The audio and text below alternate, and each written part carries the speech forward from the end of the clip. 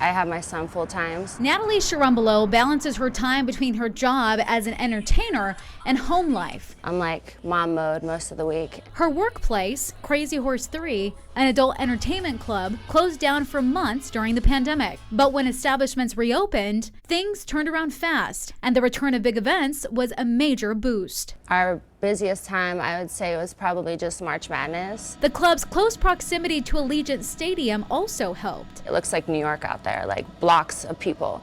And like after the Raiders game, people are like walking everywhere. The surge in customers pushed the company to find ways to appeal to the masses, including getting in on the cryptocurrency craze and the boom of Bitcoin. I just saw the direction it was going over the past few years. Keith Regano is the GM and vice president of Crazy Horse 3. In January, the company announced it would accept Bitcoin as a form of payment, keeping up with client demand. And here's how it works. The club creates an invoice, and when you're ready to check out, you simply scan the QR code and pay with your Bitcoin. They love it.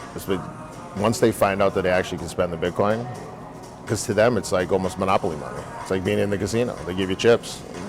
You never use real money. But what about when Bitcoin fluctuates? Whatever it is at that point when that transaction's done, that's what it's done at.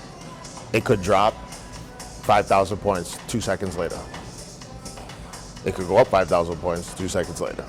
Why take that risk? Because the risk is the reward. The crypto concept is relatively new to a lot of people, so I sat down with Shantanu Supre, a corporate and securities attorney focused on crypto. Let's talk about privacy. One of the biggest selling points I've learned for a lot of people with Bitcoin is that it is anonymous.